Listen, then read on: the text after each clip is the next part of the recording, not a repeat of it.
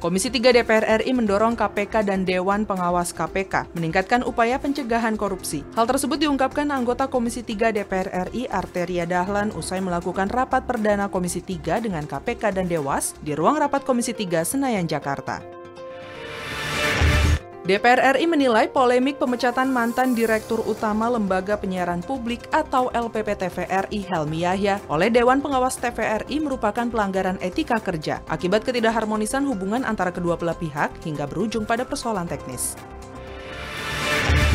Untuk mengantisipasi penyebaran virus corona, Komisi 9 DPR RI meminta pemerintah meningkatkan pengawasan terhadap pendatang dari luar negeri di bandara-bandara dan pelabuhan-pelabuhan laut.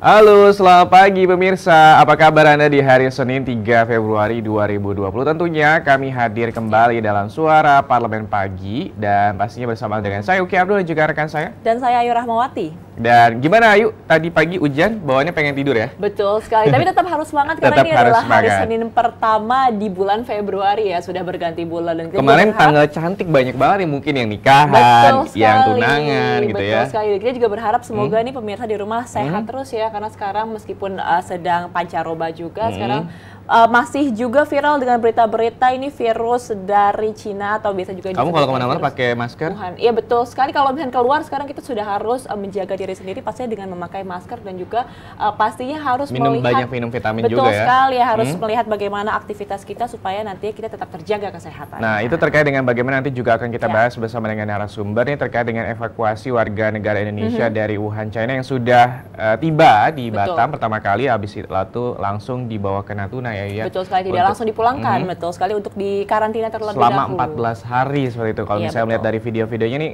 agak cukup banyak mungkin yang memikirkan ini warga negara Indonesia sendiri loh, tapi dilakukan. Tapi ini itu adalah protokoler ya, sebagaimana yang juga dilakukan oleh negara-negara lain terhadap warga negaranya yang juga berada di wilayah Wuhan, salah satu wilayah di China yang endemik ataupun juga tempat di mana lahirnya virus corona tersebut ya. Iya betul sekali. Nanti pemirsa kita akan bahas mengenai evakuasi warga negara Indonesia dari Wuhan, China ke Indonesia di akhir segmen pada tajuk hari ini. Tetapi sebelumnya kita akan bacakan terlebih dahulu 3 berita utama yang terjadi pada hari ini. Berita pertama datang dari KPK dan Dewas harus tingkatkan pencegahan korupsi. Komisi 3 DPR RI mendorong KPK dan Dewan Pengawas KPK meningkatkan upaya pencegahan korupsi. Hal tersebut diungkapkan oleh Komisi 3 DPR RI Arteria Dahlan usai melakukan rapat perdana Komisi 3 dengan KPK dan Dewas di ruang rapat Komisi 3 Senayan, Jakarta. Berikut kita simak laporan selengkapnya. Komisi 3 DPR RI mendorong KPK dan Dewan Pengawas KPK meningkatkan upaya pencegahan korupsi. Hal tersebut diungkapkan anggota Komisi 3 DPR RI Arteria Dahlan usai melakukan rapat perdana Komisi 3 dengan KPK dan Dewas di ruang rapat Komisi 3 Senayan, Jakarta. Arteria Dahlan menuturkan Komisi 3 DPR RI mendesak pimpinan KPK untuk segera merealisasikan fokus kebijakan dan langkah strategis pimpinan KPK agar pencegahan dan pemberantasan korupsi di berbagai sektor di Indonesia dapat berjalan efektif dan mampu mengoptimalkan pendapatan dan penerimaan negara. Memang betul bahwa pencegahan itu jauh lebih efektif. Bagaimana mengubah perilaku menjadi perilaku untuk tidak koruptif itu bisa memberikan atau membuat yang namanya keuangan negara itu bisa teramankan begitu banyak ketimbang kita melakukan penindakan-penindakan. Makanya grand strategi yang disampaikan oleh pimpinan KPK tadi bagaimana melakukan fungsi-fungsi pencegahan secara paripurna. Trimedia Panjaitan mengatakan pimpinan KPK dan Dewas dalam melaksanakan tupoksinya harus sesuai dengan peraturan perundang-undangan dan memiliki sinergitas yang kuat. Menurutnya pencegahan korupsi jauh lebih penting daripada penindakan yang tidak bisa mengembalikan uang negara. Naik indeks persepsi korupsi itu kan juga karena kita beriksa melakukan tindak pidana korupsi. Nah, tindak pidana korupsi itu juga kan muaranya penyelamatan keuangan negara. Jadi pencegahan itu juga yang penting harus dilakukan oleh KPK. Dari sekedar penindakan tidak ada upaya pengembalian keuangan negara. Fitian dan Handoko, TVR Parlemen melaporkan. Dan pemirsa, Arteria Dahlan juga menuturkan bahwa Komisi 3 DPR RI mendesak pimpinan KPK untuk segera merealisasikan fokus kebijakan dan langkah strategis pimpinan KPK agar pencegahan dan pemberantasan korupsi di berbagai sektor di Indonesia dapat berjalan efektif dan mampu mengoptimalkan pendapatan dan penerimaan negara. Arteria juga berharap dalam kepemimpinan KPK dan adanya Dewas saat ini tidak hanya melakukan penindakan namun bisa mengedepankan pencegahan. Menurutnya pencegahan korupsi jauh lebih efektif bagaimana merubah perilaku seseorang agar tidak melakukan korupsi, dan juga pernyataan dari Trimerdia Panjaitan yang mengatakan bahwa pimpinan KPK dan Dewas dalam melaksanakan tupoksinya harus sesuai dengan peraturan perundang-undangan dan memiliki sinergitas yang kuat. Menurutnya pencegahan korupsi jauh lebih penting daripada penindakan yang tidak bisa mengembalikan uang negara. Pencegahan lebih penting dibandingkan kalau penindakan ini lebih ke proses nantinya sudah ada temuan terkait dengan bagaimana tindak pidana korupsi itu sendiri ya. Ini kita harapkan bahwa kemarin baru saja di rapat dengan pendapat antara Komisi 3 DPR RI dengan Dewan Pengawas dan juga pimpinan KPK yang baru. Kita beralih ke berita kedua ini terkait dengan DPR menilai ada pelanggaran etika kerja dalam polemik pemecatan Helmi Yahya. DPR RI menilai polemik pemecatan mantan Direktur Utama Lembaga Penyiaran Publik atau LPP TVRI Helmi Yahya oleh Dewan Pengawas TVRI merupakan pelanggaran etika kerja akibat ketidakharmonisan hubungan antara kedua belah pihak hingga berujung pada persoalan teknis. Kita simak informasi selengkapnya. DPR RI menilai polemik pemecatan mantan Direktur Utama Lembaga Penyiaran Publik atau LPP TVRI Helmi Yahya oleh Dewan Pengawas TVRI merupakan pelanggaran etika kerja akibat ketidakharmonisan hubungan antara kedua belah pihak hingga berujung pada persoalan teknis. Hal tersebut ditegaskan anggota Komisi 1 DPR RI Yan Permenas Mandenas usai rapat dengar pendapat Komisi 1 DPR RI dengan jajaran direksi LPP TVRI di Gedung Nusantara 1 DPR RI Senayan, Jakarta. Menurutnya hal ini merupakan persoalan etika kerja yang berujung pada pemecatan. Yan menyayangkan sikap Dewas yang mengeluarkan SK pemberhentian tanpa melalui klarifikasi lisan ataupun konsultasi terlebih dahulu dengan Komisi 1 DPR. Komisi 1 tidak punya kewenangan untuk mengembalikan direksi LPP TVRI untuk aktif kembali. Yang punya kewenangan adalah pengadilan yang sementara dia sudah melakukan gugatan saudara Helmi Yahya untuk menggugat status quo-nya. Jadi tentunya dalam proses nonaktif, keputusan pengadilan yang akan membuktikan dia aktif atau tidak. Nah, baru Komisi 1 bisa memperkuat itu. Anggota Komisi 1 DPR RI Bobi Adityo Rizaldi mengatakan, alasan dikeluarkannya SK pemberhentian perlu didalami. Untuk itu Komisi 1 akan segera melakukan rapat internal untuk memastikan validitas data dan klarifikasi yang disampaikan pihak terkait. Dua-duanya memiliki argumen-argumen yang bisa dikatakan kontradiksi. Jadi setelah kita nanti rapat internal, kita akan menentukan langkah berikutnya apakah merekomendasikan pihak luar seperti BPK untuk mengaudit data-data tersebut, baru kita menentukan sikap politik, atau kita rapat internal kita langsung tentukan sikap politik. Ayu dan Tegar, TVR Parlemen melaporkan. Ya, ini ada pendapat disampaikan oleh anggota Komisi 1 DPR RI Yan Permenas Mandenas usai rapat dengar pendapat Komisi 1 DPR RI dengan jajaran direksi LPP TVRI di Gedung Nusantara 1. Ini menurutnya bahwa hal ini merupakan persoalan etika kerja yang berujung pada pemecatan yang menyayangkan sikap Dewan Pengawas yang mengeluarkan SK pemberhentian tanpa melalui klarifikasi lisan ataupun konsultasi terlebih dahulu dengan Komisi 1 DPR RI. Dan ia juga menduga adanya hubungan renggang antara kedua pihak ini sehingga berakibat konflik internal dan menimbulkan pro kontra di antara karyawan. Sementara itu, anggota Komisi 1 DPR RI lainnya Bobi Adityo Rizaldi ini mengatakan bahwa alasan dikeluarkannya SK pemberhentian perlu didalami. Dan untuk itu Komisi 1 akan segera melakukan rapat internal untuk memastikan validitas data dan juga klarifikasi yang disampaikan pihak terkait. Ya, ini mengenai tentang polemik persatuan antara Dewas dan juga Helmi Yahya ya. Kita berharap semoga nanti DPR RI dalam hal ini adalah Komisi 1 dapat menjadi mediator yang tepat untuk menyelesaikan sengketa atau juga permasalahan dari kedua belah pihak. Betul sekali. Dan pemirsa, kita beralih ke berita yang ketiga. Ini DPR RI meminta pemerintah perketat pelabuhan dan bandara. Untuk mengantisipasi penyebaran virus corona, Komisi 9 DPR RI meminta pemerintah meningkatkan pengawasan terhadap pendatang dari luar negeri di bandara-bandara dan pelabuhan-pelabuhan laut. Berikut kita simak pemirsa laporan selengkapnya. Untuk mengantisipasi penyebaran virus corona, Komisi 9 DPR RI meminta pemerintah meningkatkan pengawasan terhadap pendatang dari luar negeri di bandara-bandara dan pelabuhan-pelabuhan laut. Ditemui saat kunjungan kerja spesifik ke Kabupaten Demak, Provinsi Jawa Tengah baru-baru ini, Wakil Ketua Komisi 9 DPR RI Nihayatul Wafiroh mengatakan, sebenarnya virus ini sama dengan virus-virus yang lain yang pernah masuk ke Indonesia seperti flu burung dan sebagainya. Untuk itu perlu diantisipasi dengan mengoptimalkan pengawasan oleh karantina kesehatan di pelabuhan-pelabuhan dan bandara-bandara internasional. Nihayatul menambahkan Kementerian Kesehatan juga harus memberikan informasi yang detail tentang virus ini. Karena movingnya orang sudah sangat luar biasa, kita berharap di tempat-tempat seperti pelabuhan, di bandara-bandara itu lebih diperketat lagi. Orang-orang yang masuk semakin diperketat, kalau mereka punya potensi membawa virus tersebut, otomatis harus dikarantina. Di samping itu, yang lebih penting lagi saya pikir adalah sosialisasi ke masyarakat. Anggota Komisi 9 DPR RI Rahmat Handoyo mengatakan pemerintah perlu membentuk satgas khusus untuk menangani dan mengantisipasi penyebaran virus corona. Pemerintah juga perlu mempersiapkan rumah sakit yang bisa menangani virus ini. Pemerintah harus mempersiapkan diri pembentukan satgas khusus terhadap penyiapan rumah sakit dalam rangka antisipasi yang mengalami gejala-gejala, segeralah koordinasi atau segeralah ke rumah sakit yang sudah dituju pemerintah dalam rangka untuk menghindarkan hal-hal yang lebih buruk. Dari Kabupaten Demak, Provinsi Jawa Tengah, Teguh Biantoro, TVR Parlemen melaporkan.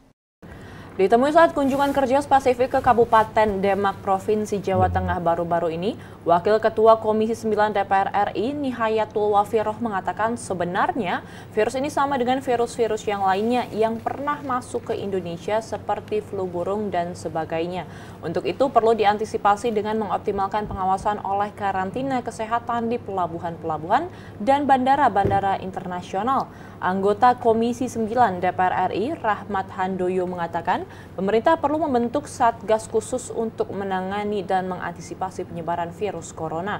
Pemerintah juga perlu mempersiapkan rumah sakit yang bisa menangani virus ini. Ini ada satu suspek terduga, masih terduga di Rumah Sakit Eka Hospital di wilayah Cibubur. Ini nanti juga Kementerian Kesehatan bersama dengan pihak rumah sakit rencananya akan melakukan press conference ataupun juga penjelasan terkait dengan bagaimana. Karena ternyata ini 19 tahun sebelumnya berkuliah di China, tapi bukan berada di wilayah Hubei ataupun juga di Wuhan. Ini nantinya kita akan tunggu juga konfirmasi apakah terduga ini suspek atau enggak. Kita harapkan sekali lagi bahwa ini juga sudah ada peringatan ataupun juga pernyataan dari Menteri Luar Negeri terkait dengan bagaimana untuk sementara waktu ditahan untuk tidak berpergian ke Cina ataupun juga tidak menerima warga negara Cina untuk datang ke Indonesia, ya. Ya, betul sekali. Kita berharap ini ada kesiapan yang mumpuni dari maupun itu masyarakat dan juga pemerintah untuk menghadapi virus corona ini. Dan pemirsa, setelah ini kita akan jeda sejenak, nanti kita akan kembali dan membacakan mengenai headline surat kabar yang terbit pada hari ini. Tetap bersama kami.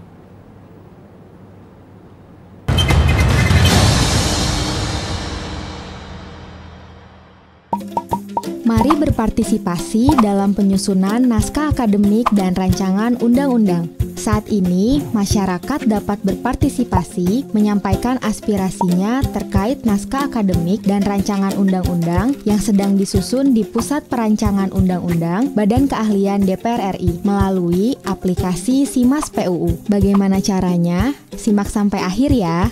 Pertama, silahkan mengakses website Pusat Perancangan Undang-Undang Badan Keahlian DPR RI. Kemudian, klik menu aplikasi SIMAS PUU, lalu pilih naskah akademik atau rancangan undang-undang. Setelah muncul daftar naskah akademik atau rancangan undang-undang, silahkan klik kolom detail, kemudian isi data diri Anda pada kolom kuesioner dan berikan pendapat Anda pada kolom jawaban yang telah tersedia. Kemudian, Anda dapat mengunggah data pendukung pada kolom upload dokumen sebagai penunjang pendapat Anda. Mudah bukan? Ayo berpartisipasi menjadi bagian dalam perancangan undang-undang.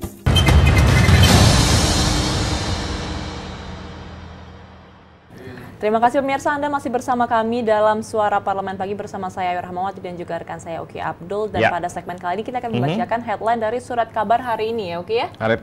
Surat harian surat kabar yang terbit pada tanggal 3 Februari 2020. Ini pastinya masih membahas terkait dengan bagaimana Indonesia tingkatkan kesiagaan terkait dengan bagaimana juga ini evakuasi 238 orang warga negara Indonesia yang sudah dievakuasi dari wilayah Wuhan untuk tiba sementara di Batam, akhirnya dipindahkan ke Natuna.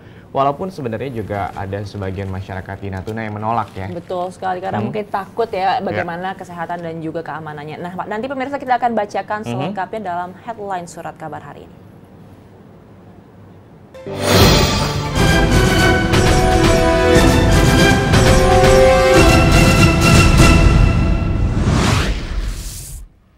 Harian Kompas pada hari ini membahas terkait dengan Indonesia tingkatkan kesiagaan. Indonesia meningkatkan kesiagaan di tengah penyebaran virus corona tipe baru. Pemerintah Republik Indonesia telah memutuskan menutup sementara penerbangan dari dan juga daratan Cina mulai hari Rabu lalu. Keputusan untuk menutup sementara penerbangan langsung dari dan ke Cina ini ataupun juga daratan Cina ini diambil dalam rapat terbatas yang dipimpin oleh Presiden Joko Widodo. Pemerintah juga memutuskan semua pendatang dari daratan Cina untuk sementara tidak diizinkan masuk dan juga transit di Indonesia. Ya, ini masih membahas mengenai virus corona yang masih menjadi momok untuk bangsa Indonesia pastinya. Dan kita tunggu lagi ya, seperti yang tadi Uki bilang, ada satu suspek yang dinyatakan pemerintah. Ini masih dilihat apakah benar terinfeksi oleh virus corona atau tidak. Kita berharap semoga pemerintah ini dapat menyiapkan vaksinnya nanti ya, dan juga menyiapkan langkah-langkah darurat jika memang ini telah confirm kasusnya virus corona. Dan pemirsa, setelah ini kita akan jeda sejenak, nanti kita akan kembali lagi dan membahas mengenai tajuk hari ini, mengenai evakuasi WNI dari Wuhan, Cina. Tetap bersama kami di Suara Parlemen.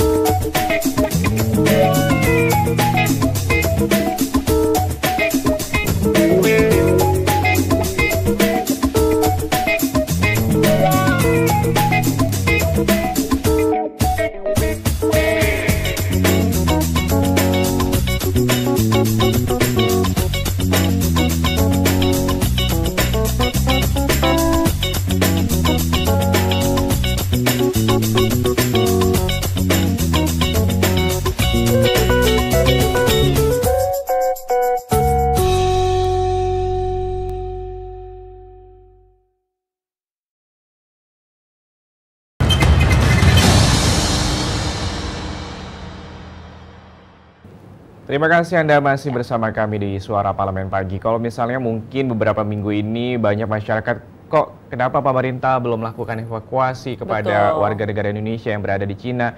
Bagaimana ini sebenarnya kok negara-negara lain seperti misalnya Jepang, Amerika Serikat, dan juga sejumlah negara lain ini sudah melakukan evakuasi terhadap warga negaranya yang tinggal di wilayah Wuhan ataupun juga Hubei. Tapi kalau misalnya pemerintah Indonesia kok lambat seperti itu. Tapi sebenarnya bukan lambat, tapi terkait dengan bagaimana juga harus ada prosedural juga yang harus dilakukan oleh pemerintah Indonesia untuk meminta izin untuk melakukan evakuasi terhadap 245 warga negara Indonesia, tapi ternyata hanya ada 238 dan juga 5 ya terkait dengan kru yang juga ataupun juga nanti menangani proses evakuasi ini sebenarnya. Tapi kita akan menyaksikan terlebih dahulu tajuk terkait dengan bagaimana evakuasi warga negara Indonesia dari Wuhan, Cina. Seperti yang berikut ini.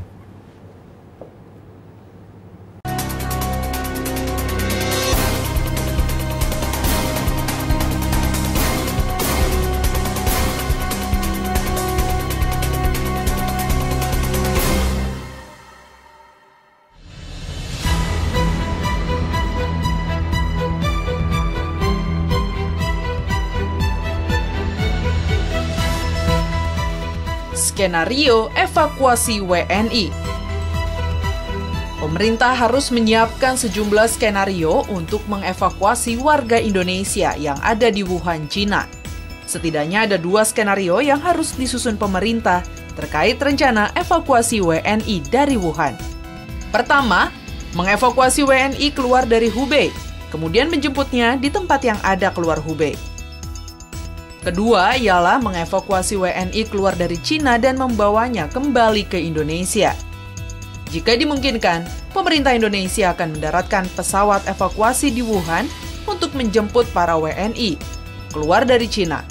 Namun, seperti diketahui, hingga saat ini Wuhan masih lockdown atau diisolasi oleh pemerintah Cina, sehingga evakuasi WNI dari Wuhan terkendala. Jika skenario kedua, maka harus ada tempat yang bakal menjadi lokasi evakuasi para WNI yang datang dari Cina. Mereka yang dievakuasi bakal dikelompokkan menjadi setidaknya 2 kategori, yaitu kategori people under observation atau kategori suspek. Seseorang dinyatakan masuk ke kategori people under observation jika ia pernah ke Wuhan dan dinyatakan sehat. Kategori ini disebut juga orang dalam pemantauan. Mereka yang dinyatakan sehat akan diberi Health Alert Card yang berlaku selama 14 hari sejak kedatangannya di Indonesia.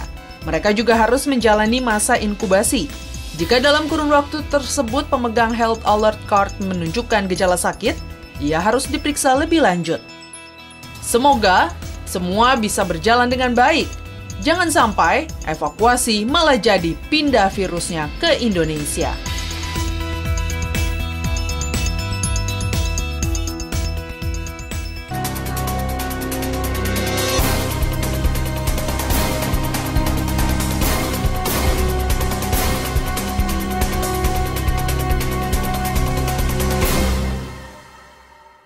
Pemirsa, upaya mengevakuasi 245 warga negara Indonesia di Wuhan berjalan lancar pada Sabtu 1 Februari 2020 lalu. Kementerian Luar Negeri bersama beberapa stakeholder berhasil membawa pulang warga negara Indonesia yang berada di Cina. Namun 245 warga negara Indonesia tersebut kini belum bisa bertemu langsung dengan keluarga mereka. Evakuasi 245 WNI di Cina dilakukan hanya sekali menggunakan pesawat dengan badan lebar yang mampu menampung 300 penumpang. Evakuasi 245 WNI di Cina dilakukan hanya sekali menggunakan pesawat dengan pesawat yang bisa menampung 300 penumpang tersebut, dan 245 WNI yang dievakuasi tidak langsung diterbangkan menuju Jakarta. Ratusan WNI itu sementara dibawa ke Kepulauan Natuna untuk dikarantina dan dilakukan observasi kesehatan selama 14 hari. Selama 14 hari tersebut, apabila lolos dari observasi, WNI akan dipulangkan ke rumahnya masing-masing. Jumlah warga negara Indonesia atau WNI yang dievakuasi dari kota Wuhan menyusut dari 245 menjadi 238 orang. Mereka dievakuasi imbas mewabahnya virus corona yang disebut bersumber dari kota yang berada di Provinsi Hubei, Cina tersebut. Ya, ini kita juga patut apresiasi apa yang sudah dilakukan oleh pemerintah Indonesia, sudah melakukan evaluasi terhadap 245 yang harusnya dievakuasi, tapi hanya 238 orang dan juga 5 personil dari KBRI yang juga mendampingi, dan sampai sejauh ini masih dilakukan proses karantina selama 14 hari ke depan di Kepulauan Natuna, walaupun sebenarnya tadi juga disampaikan banyak sekali mungkin masyarakat yang menolak kehadiran dari warga negara Indonesia yang baru saja tiba untuk dilakukan proses karantina, tapi setidaknya ini tidak semudah itu juga mungkin masih ada penelitian-penelitian juga bagaimana virus corona itu bisa menyebar dan segala macam. Dan karena kenapa 14 hari? Karena masa inkubasinya memang sampai 14 hari. Jadi dilihat dulu dan sesuai dengan protokol dari WHO, kita harus menunggu sampai waktu yang telah ditentukan untuk melihat apakah benar-benar sehat atau sebenarnya ada indikasi terinfeksi dari virus corona tersebut. Dan setelah ini kita akan jeda sejenak, nanti kita akan kembali lagi dan masih akan membahas mengenai tajuk hari ini mengenai evakuasi warga negara Indonesia dari Wuhan, Cina, dan tetaplah bersama kami.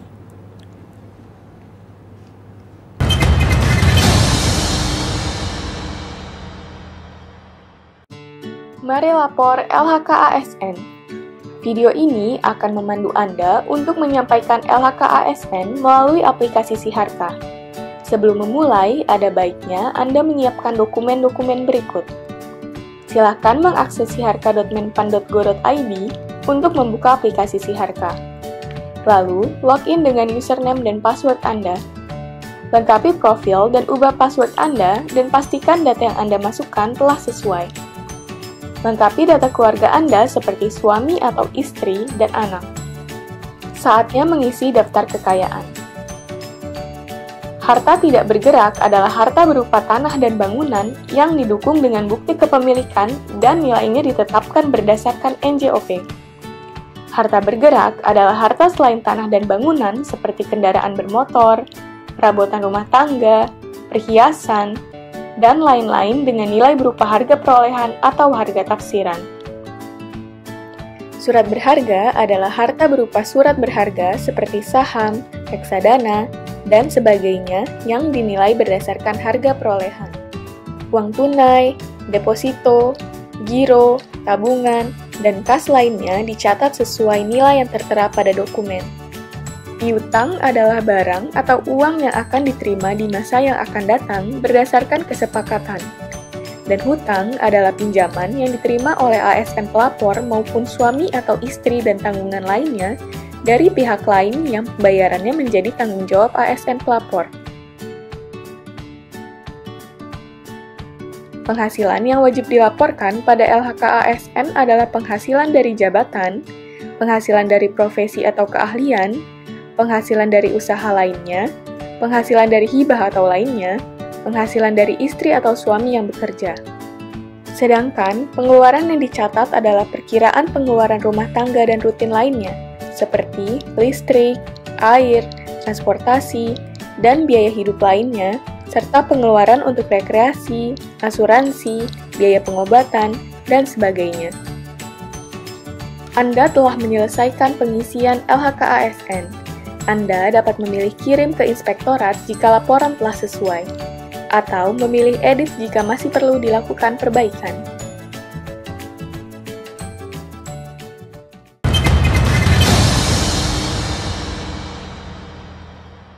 Terima kasih pemirsa, Anda masih bersama kami dalam Suara Parlemen Pagi dan pada saat ini kita masih membahas tajuk hari ini mengenai evakuasi warga negara Indonesia dari Wuhan, Cina, dan di samping saya telah berada seorang narasumber, Bapak Hidayat Nur Wahid selaku Wakil Ketua MPR RI dan anggota Komisi 7 DPR RI. Assalamualaikum Pak Hidayat. Waalaikumsalam. Terima kasih banyak. Tapi saya anggota Komisi 8 Komisi DPR 8 RI, DPR RI. dari Dapil Luar Negeri. Oke, dari Dapil Luar Negeri. Baik, Bapak Hidayat, kita akan membahas mengenai evakuasi yang telah dilakukan pemerintah dari virus corona yang kemarin menyebar di Wuhan, Pak.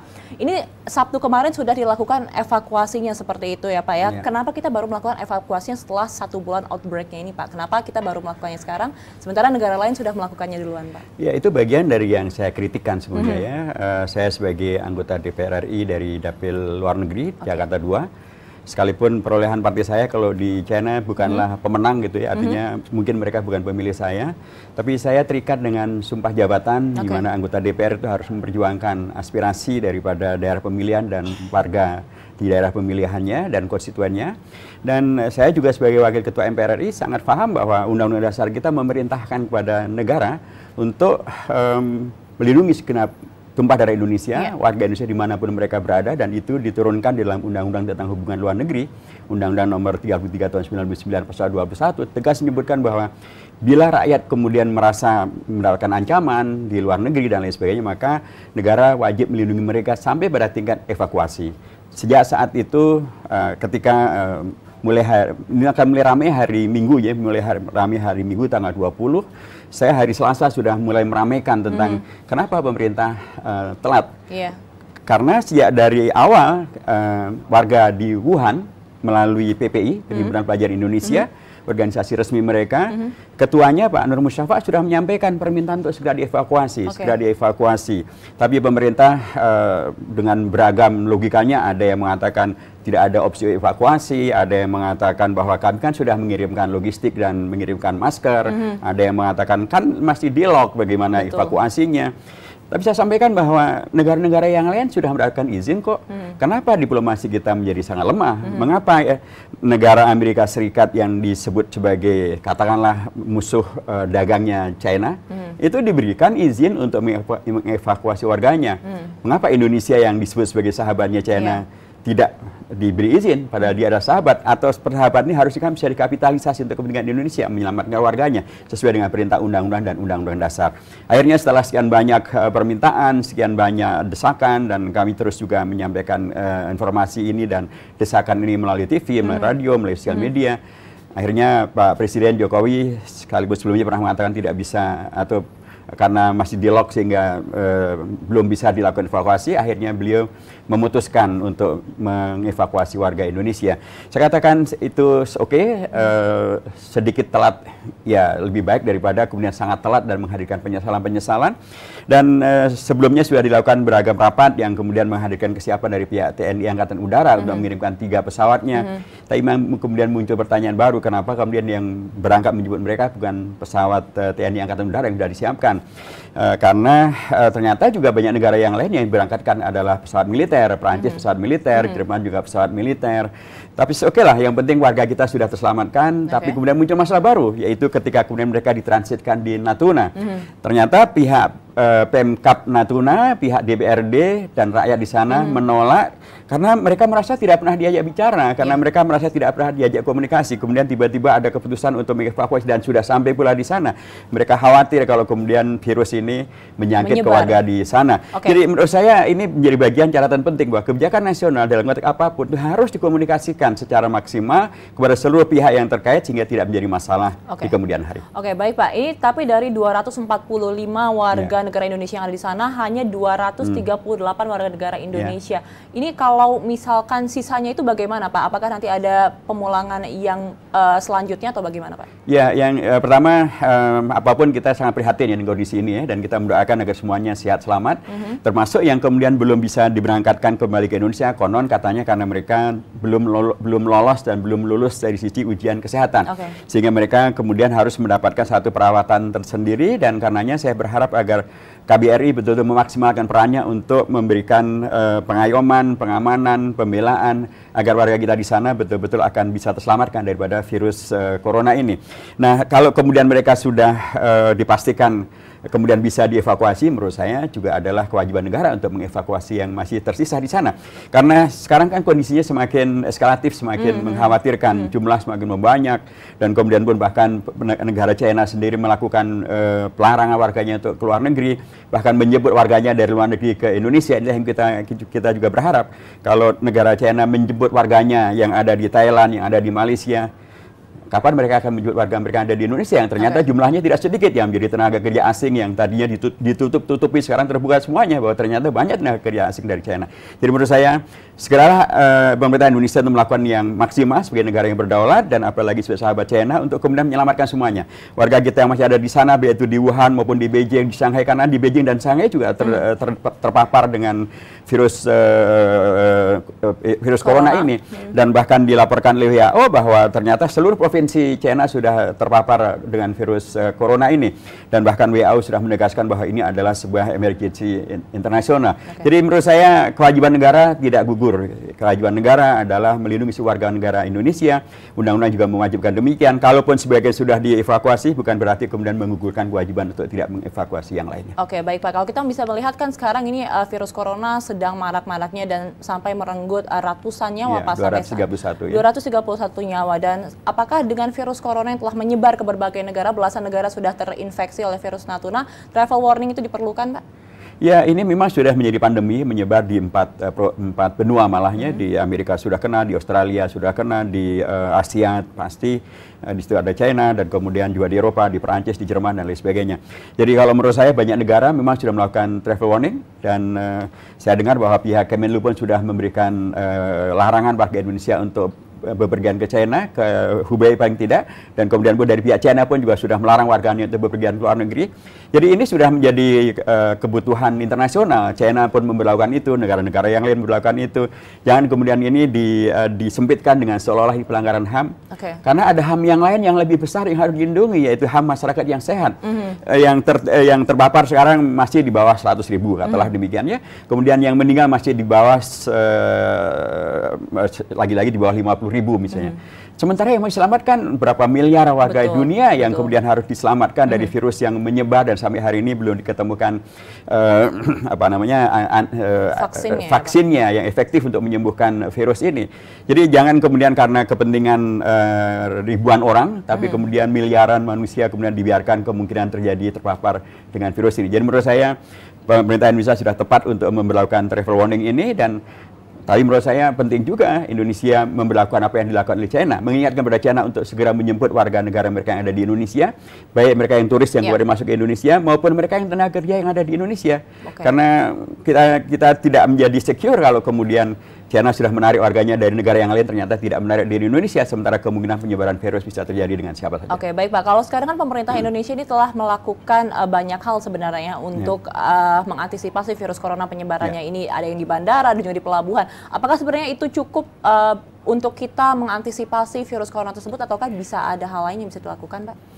Ya, satu hal yang sangat luar biasa ya, kalau kita mengikuti laporan resmi dari pemerintah bahwa sampai hari ini belum ada warga Indonesia yang terpapar virus corona, dan belum terjadi siapapun di Indonesia, warga negara asing juga yang terpapar virus corona di Indonesia. Ini satu hal yang kita harus syukuri dan kita apresiasi dan kita jaga. Karena kalau kita lihat peta geografisnya kan, Kamboja sudah ada yang kena, kemudian ke selatan dikit Thailand kena, kemudian ke selatan dikit Malaysia kena, kemudian Singapura kena, kemudian Australia kena. Melompat itu jauh sekali. Australia kena. Indonesia yang jauh lebih terbuka, yang jauh lebih banyak, yang jauh lebih banyak juga warga China yang ada di sini, tenaga asingnya, ternyata malah alhamdulillah tidak kena. Nah, menurut saya ini bukan berarti sesuatu yang kemudian taken for granted seolah-olah tidak ada masalah. Tapi ini harus menjadi kewaspadaan nasional yang lebih kuat lagi. Pemerintah tidak perlu memang menghadirkan histeria internasional karena ketakutan yang berlebihan. Tapi juga jangan kemudian mensepelekan, karena kalau sudah menyebar ini akan menjadi menyulitkan kita semuanya. Karenanya beragam hal yang tadi sudah disiapkan pemerintah Indonesia penting untuk diuji bahwa itu betul-betul siap. Kerjasama dengan banyak pihak penting untuk dimaksimalkan. Jangan sampai terulang kasus dengan Natuna ketika sebagian warga kita, sebagian daerah kita ternyata merasa di fait accompli dan belum ada kesiapan untuk kemudian menghadirkan sesuatu yang bisa menjaga warganya dari kemungkinan tertular dari virus corona ini. Oke, baik Pak Hidayat dan juga pemirsa, ini kita akan jeda sejenak terlebih dahulu. Nanti kita masih akan kembali dan membahas mengenai tajuk hari ini mengenai evakuasi warga negara Indonesia dari Wuhan, Cina. Tetap bersama kami.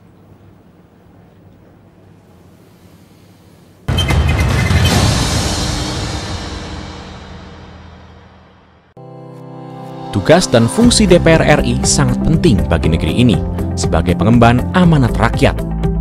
Namun tidak banyak yang tahu apa saja fungsi dan tugas dari DPR. DPR mempunyai 3 fungsi pokok, yaitu legislasi, anggaran, dan pengawasan. Ketiga fungsi tersebut harus dilaksanakan dalam kerangka fungsi representasi yang mengedepankan kepentingan rakyat berdasarkan aspirasi masyarakat dan untuk kesejahteraan rakyat. Dari fungsi legislasi, DPR RI mempunyai tugas dan wewenang untuk menyusun dan menetapkan program legislasi nasional bersama dengan pemerintah, menyusun dan membahas rancangan undang-undang, menerima rancangan undang-undang dari DPD, membahas rancangan undang-undang yang diusulkan oleh Presiden ataupun DPD, menetapkan undang-undang bersama dengan Presiden, menyetujui atau tidak menyetujui peraturan pemerintah pengganti undang-undang yang diajukan Presiden untuk ditetapkan menjadi undang-undang. Sementara, fungsi anggaran membahas dan memberikan persetujuan atau tidak memberikan persetujuan terhadap rancangan undang-undang tentang APBN yang diajukan Presiden, memperhatikan pertimbangan DPD atas rancangan undang-undang tentang APBN dan rancangan undang-undang terkait pajak, pendidikan, dan agama. menindaklanjuti hasil pemeriksaan atas pengelolaan dan tanggung jawab keuangan negara yang disampaikan oleh BPK, memberikan persetujuan terhadap pemindah tanganan aset negara maupun terhadap perjanjian yang berdampak luas bagi kehidupan rakyat yang terkait dengan beban keuangan negara. Dan fungsi pengawasan, melakukan pengawasan terhadap pelaksanaan undang-undang, APBN, dan kebijakan pemerintah, membahas dan menindaklanjuti hasil pengawasan yang disampaikan oleh DPD terkait pelaksanaan undang-undang mengenai otonomi daerah, pembentukan, pemekaran, dan penggabungan daerah, pengelolaan sumber daya alam dan sumber daya ekonomi lainnya, pelaksanaan APBN, pajak, pendidikan, dan agama. Terima kasih. Video ini dipersembahkan oleh TV dan Radio Parlemen, Biro Pemberitaan Parlemen, Sekretariat Jenderal, dan Badan Keahlian DPR RI.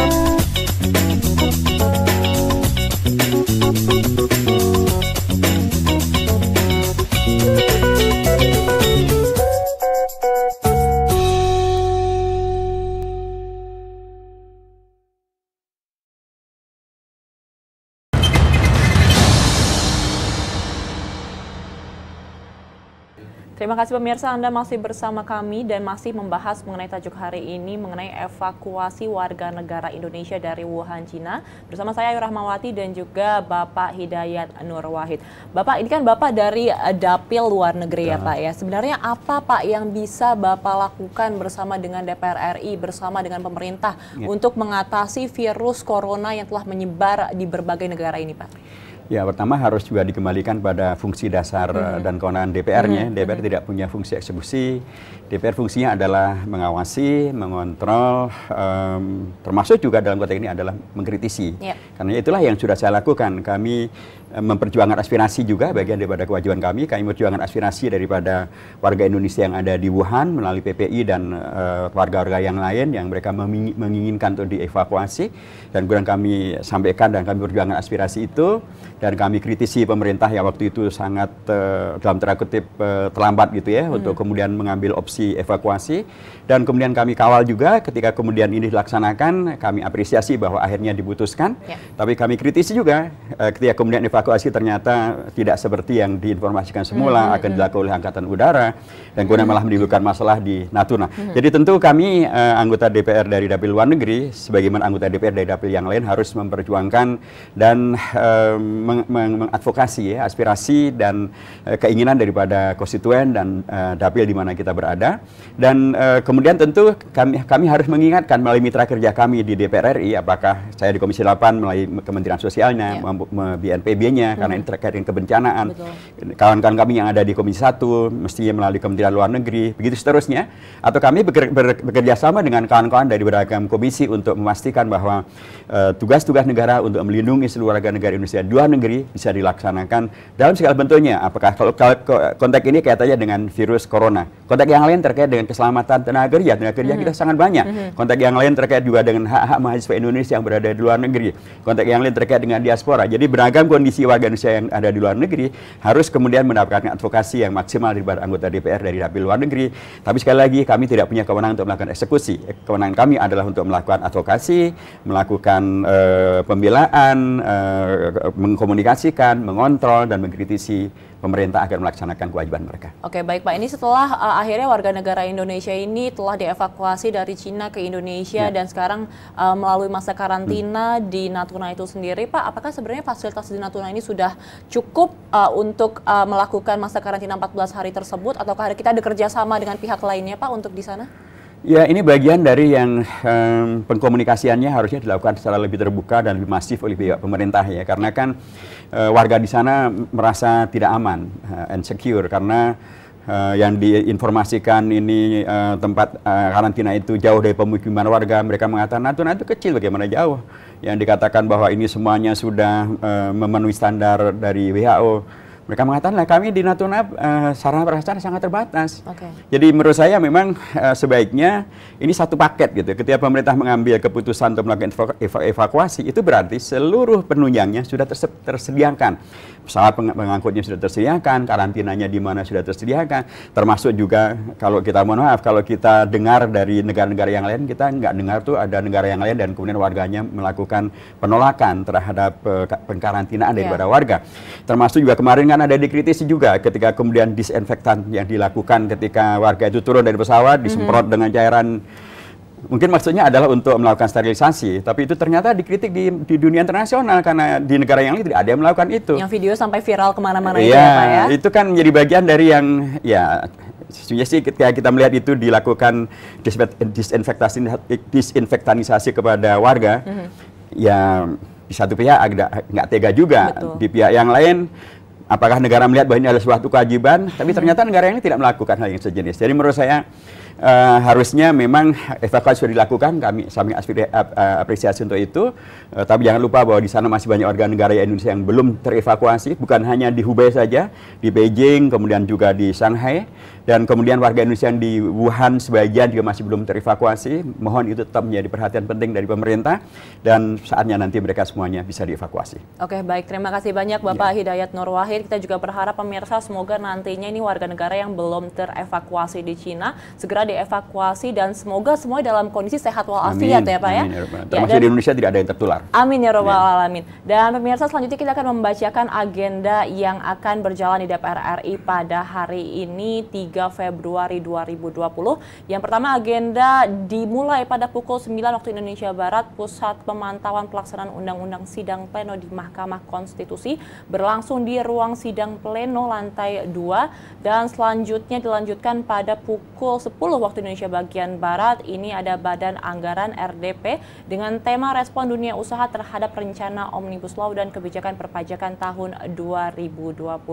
Dan selanjutnya ada pukul 13 waktu Indonesia Barat, Komisi 6 raker dengan Wakil Menteri BUMN 2 dan RDP dengan dirut PT KBN, PT KIM, PT Q, dan PT PDIPB. Selanjutnya nanti akan ditutup pada pukul 1 juga pemirsa, ini dari Komisi 8 RDP dengan pejabat eselon 1 Kementerian Sosial. Dan berakhirlah pula pemirsa Suara Parlemen episode hari ini. Saya Ayu Rahmawati beserta seluruh kerabat kerja yang bertugas mengucapkan terima kasih atas perhatian Anda. Sampai jumpa. Terima kasih banyak Pak. Sama-sama.